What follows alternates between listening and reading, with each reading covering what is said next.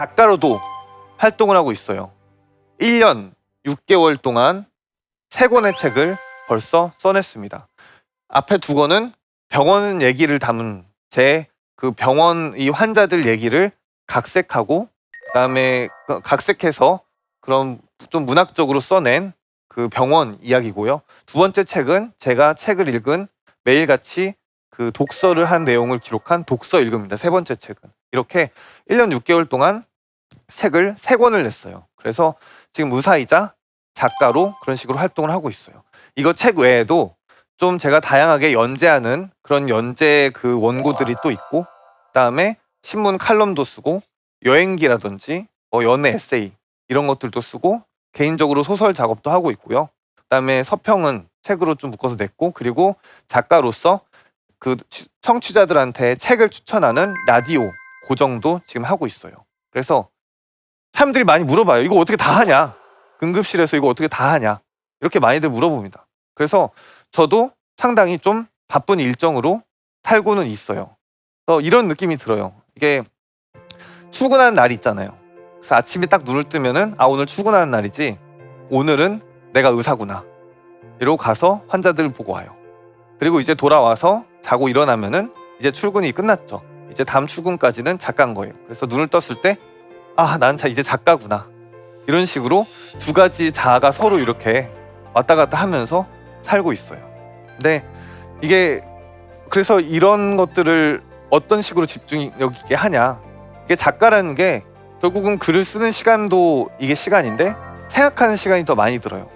그래서 늘 글에 대해서 무엇인가 생각을 하고 있어야 돼요. 다양한 글들 적으려면. 그래서 다양한 생각도 많이 하고 다양한 책도 보고 영화도 보고 사람들과 대화라든지 어제 있었던 일이라든지 이런 것들을 생각도 해보고, 이런 식으로 좀 글을 쓰는 게 어쨌든 이게 자아 성찰하고 이런 것들을 생각하는 시간이거든요. 그래서 이 2가지 일들을 계속 떼놓지 않고 성실하게 지금 유지하고 있어요. 이게 저 사진에 나오는 저 남자가 저예요. 이게 제가 옛날에 여행 다닐 때 찍은 사진이거든요. 그래서 이 2가지 지금 직업을 가지고 활동하기 전에 학생 때 저는 당연히 지금 의사니까 의대생이었겠죠. 이 의대생 시절에 저는 좀 생각을 그 자아에 대해서 많이 했었어요. 그래서 저는 의대생이었으니까 이제 당연히 의사가 될 거잖아요. 대부분은 의대에 입학하면은 거의 다 의사가 되잖아요. 그래서 나도 이제 의사가 되겠구나. 그런데 평생 의사라는 자아만으로 살기 싫은 거예요. 그리고 의사라는 그런 아이덴티티로, 의사라는 그런 경험 하에서 그 세계에 갇혀서 살기 싫은 거예요. 그래서 정말 의대생이 아닌 다른 대학생이라든지 이런 그 대학생들이 할 수 있는 그런 많은 것들을 좀 찾아서 했었어요. 그래서 제가 세계 일주를 많이 다녔거든요. 그래서 그 방학 동안 방학날 딱 방학하자마자 해외에 나가서, 그래서 개강날 들어와서 다시 공부하고, 그래서 여행 계획 짜서 다시 나가고 이런 것들도 많이 했어요. 그래서 이거는 제가 실크로드 횡단할 때 이 사진을 찍겠다고 야산에 올라가서, 그 화염산이거든요. 서유기에 나온 화염산, 그 산 중턱에 올라가서 찍은 사진이에요. 이런 식으로 비행기를 안 타고 인도까지 가기, 비행기를 안 타고 이집트까지 가기, 이런 것들을 방학 하나마다 했었어요. 그러면서 글로도 쓰고요. 그래서 비행기를 안 타고 이집트까지 가려면 시베리아 횡단을 타야 돼요. 그 속초에서 배를 타고 나가서. 그래서 국경을 한 17개인가 넘어야 돼요. 그러니까 딱 이집트에 갈 수 있더라고요. 그래서 이런 식으로 세계 여행도 좀 했었고, 그 다음에 의대생이 아닌 다양한 사람들 만나는 게 전 너무 좋았어요. 그래서 좀 다양한 아르바이트도 많이 했었는데, 인형탈 쓰고 전단지 돌리는 아르바이트 있죠. 제가 그런 거 좀 좋아했어요. 그래서 이게 그때랑 비슷하게 알바 X 같은 사이트들이 지금은 사이트에 있잖아요. 근데 옛날에는 그런 회사들이 있어서 제 이름을 등록해 놓으면 그런 일자리가 있을 때마다 전화를 했었어요. 그러면은 무슨 알바 이렇게 그 SMS로 그 문자로 와요. 그러면은 콜 이러면은 가서 이렇게 그 인형탈 쓰고 하루 일하고 이런 식으로 일도 하다가 또 장사도 해봐야지 해가지고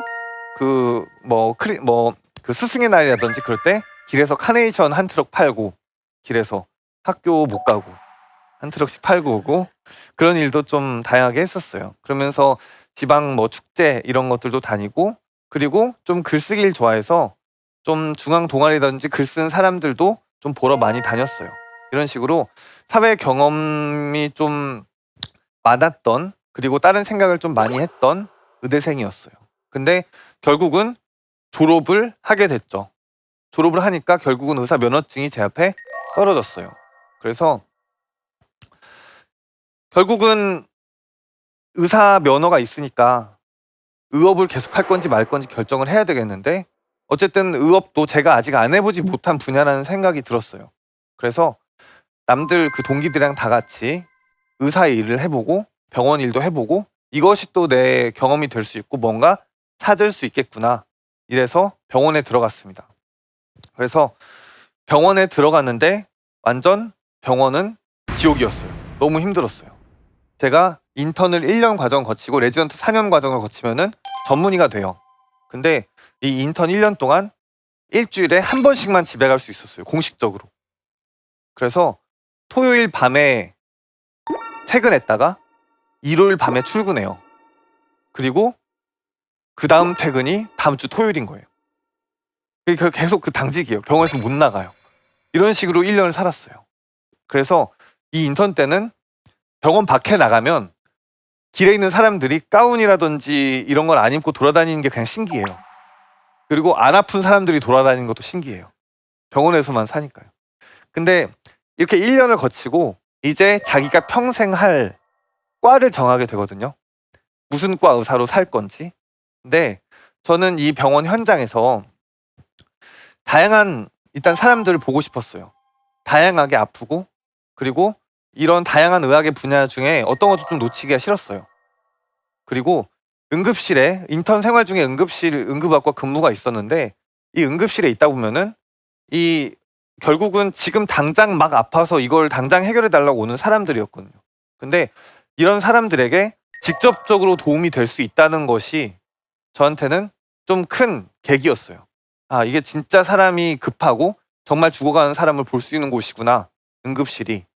이런 생각도 들었고, 그 다음에 또 제가 죽음이란 무엇인가, 이런 거에 대해서 좀 많이 생각을 했었는데, 결국은 이건 과학자의 시선이었지만 죽음에 관해서 좀 이렇게 그 바이탈과라고 하죠. 환자가 죽을 때까지 자기 이름으로 책임을 지고 최선을 다해서 사람을 살리려는 그런 분야가 응급의학이었어요. 그래서 저는 응급의학과에 들어갔습니다. 그게 한 9년 전쯤 돼요. 9년 전에 제가 응급의학과에 들어갔는데, 지금도 그렇지만 옛날에는 엄청난 비인기과였어요. 의대생들이 응급의학과를 기피하는 이유는 기본적으로 일 자체가 너무 힘들어요. 일단 밤을 새야 되고, 그다음에 그 환자들이 바깥 세상에서 그대로 쏟아져 들어오는데, 그거를 밤새서 감당하기가 정말 정신적으로나 육체적으로나 어려워요. 그래서 제가 레지던트 때는 혼자서 당직을 24시간 서고, 그 다음에 퇴근을 하고 다시 24시간 당직을 서는 그런 과정이었어요. 이 타임테이블이 정확히 어떻게 되냐면 8시까지 출근을 해야 돼요. 8시까지 우리 어디 가야 되면은 집에서 적어도 6시 반에 일어나죠. 그래서 7시 반까지 일단 들어가야 되니까 6시에서 6시 반 사이에 일어나요. 그 다음에 씻고 준비해서 나가요. 7시 반에 들어가서 환자 이렇게 파악을 하고, 그 다음에 8시에 브리핑이 시작해요. 그래서 9시에 끝나면은 이제 회진을 돌아요. 10시까지.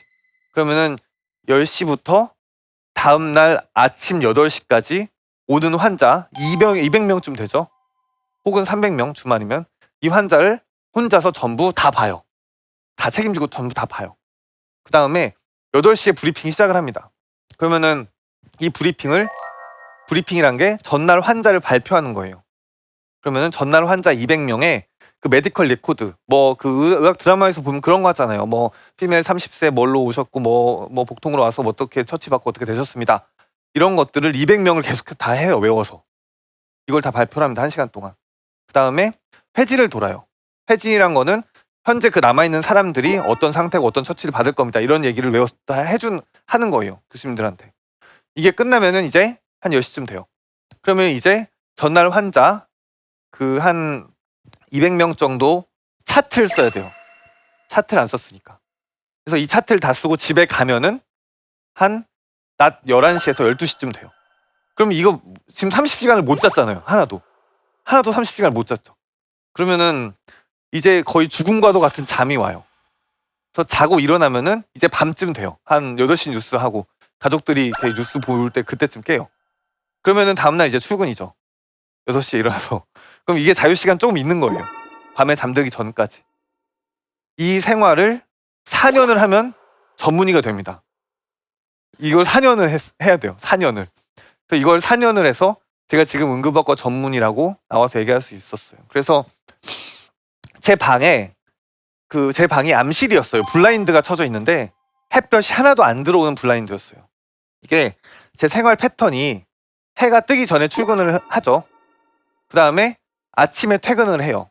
그러면은 집에 이렇게 들어오면은 이게 하루 중 유일하게 빛을 볼 수 있는 시간이 그 퇴근한 아침이에요. 30시간 못 잔 그 죽을 것 같은. 그래서 빛을 보면 퇴근을 해요. 그러면 이제 자야 되죠. 근데 빛이 들어오면은 눈이 따가워요. 그러니까 블라인드를 쳐놓고 자죠. 이 암실에서. 그래서 자고 일어나면 어차피 해가 져 있어요. 이런 패턴으로 계속 일을 하다 보니까 어느 날 제가 생각이 들었어요. 1년 동안 블라인드를 한 번도 안 걷어본 거예요. 블라인드를 걷을 이유가 없더라고요. 밖은 계속 내가 정신이 맨정신이면은 밖은 계속 무조건 어두워요. 그래서 이게 블라인드를 걷는 게 밖에 햇볕을 보려고 걷을 텐데 의미가 없더라고요. 그래서 항상 저렇게 암실에서만 조명을 켜놓고 지냈어요. 그 4년을 계속. 거의 이게 우리가 흔히 무간지옥 이렇게 얘기하잖아요. 이게 끝나지 않는 일이 계속되는 거예요. 계속 지옥이 계속되는 게 무간지옥이에요. 끝이 보이지 않는 게. 이게 4년이라는 시간이 저한테는 그랬어요. 이 시간을 암실에서 지내왔습니다. 심지어 저는 우울했어요. 실제로 좀 우울증이 있었어요. 그게 어릴 때부터 좀 천성이 우울했거든요. 뭐든 좀 비관적으로 생각해보고 저 사람들 얼마나 슬플까? 나는 왜 이렇게 이런 거에서 슬프지? 상처받지? 나는 이러다 보면 자연스럽게 철학적인 질문으로 이어져요.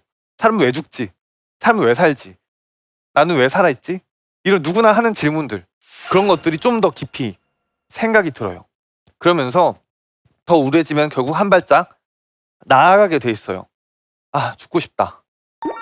죽어야지. 그래서 게다가 그 글로도 이런 마음들을 기록을 계속 해나갔어요. 그래서 저는 제 첫 책에 맨 첫 번째 문장이 나는 분명히 죽으려 한 적이 있다예요. 그때 고민했던 문장을 그대로 쓴 거예요. 실제로 그 기록들을 보면은 제가 우울증에 허덕였던 그런 것들을 기록해 놓은 그런 일기들이 많아요. 그러다가 그래서 이런 것들을 어쨌든 좀 생각을 해보고 좀 돌이켜 보려고 문학이라든지 책들을 좀 많이 읽었어요. 남들은 어떻게 우울했나 이런 식으로 좀 생각을 해보다가 결국은 병원에 들어갔죠. 그래서 지금은 삶과 죽음의 최전방에 있는 사람이 됐어요. 그리고 이 죽어가는 사람들이라든지 이런 사람들을 보니까 이 제 우울증이 좀 헛된 거였더라고요. 그래서 좀 이렇게 생명의 가치라든지 이런 거를 역설하는 그런 사람으로 오히려 좀 활동을 하고 있어요. 저는 의사로서 어쨌든 사람의 생명의 가치가 최우선 돼야 되겠다고 현장에서 믿는 사람이고 그걸 실천하는 사람이에요. 그래서 방금 초반에 얘기했던 그 어르신 이야기도 그 대중들에게 자살 예방, 이 자살의 무서움 이런 것들로 홍보를 할 수 있게 기사화를 해서 그걸 글로 써서 내기도 했어요. 이런 식으로 우울증에 관한 사람들에 대한 그런 겪어본 사람으로서 이런 체험담이라든지 이런 생명의 소중함들을 알려주는 사람으로 응급실에서나 바깥에서나 일을 하고 있어요. 그래서 이런 일들을 하기 위해 처음에 그 무간지옥이 있을 때는 실은 끝이 보이지가 않았어요. 너무 매일 힘들고 피로로 지치고 그다음에 실제로 이렇게 30시간 안 자고 집에 가서 자고 일어나면은 제 손끝이 안 움직이는 느낌이 들어요. 진짜로. 아, 이게 손끝이 하나도 안 움직인다. 까딱할 수가 없구나. 여기서 그냥 좀 편히 쉬고 싶고 이런 시간일 거잖아요. 근데 저는 이때 글을 썼어요. 이 시간을 내서 제 감정이라든지 어제 있었던 일이라든지 모든 그런 제 생각들을 담은 글을 쓰려고 노력했어요. 제가 워낙에 이전부터 글을 쓰려던 그런 좀 글을 쓰고 싶은 사람이 되고자 하는 그런 욕망도 있었고, 그 다음에 이런 전날의 일들이라든지 제 마음이 상처받은 것들이라든지 이런 것들을 쓴 과정으로서 좀 이 눈앞에 펼쳐진 잔인한 일들이라든지 그런 거에서 좀 치유가 될 수가 있었어요. 이런 식으로 글을 계속 쓰다 보니까 결국은 내 자신이 좀 달라지더라고요. 이게 글을 쓴다는 게 그냥 내 얘기만 글을 쓰면은 이건 별로 좋은 글이 아니에요. 이 사람들을 생각해 보는 게 좋은 글이더라고요. 그래서 이 사람이 내 앞에까지 오기까지 얼마나 힘들었을지, 얼마나 아팠을지, 얼마나 괴로웠을지, 이런 거에 있어서 아이러니는 무엇인지, 이런 것들을 계속 생각해 보게 되더라고요. 그러다 보니까 의사로서의 자아에도 영향을 미치게 돼요. 이것들을 내가 지금 이 사람한테, 이 환자한테 이런 식으로 대하고 이야기를 하고 있는데 이 이야기가 내 스스로 이걸 되돌아봤을 때 맞는 얘기인가? 이 사람이 불쾌하진 않았을까? 이 사람이 납득할 수 있는 얘기인가?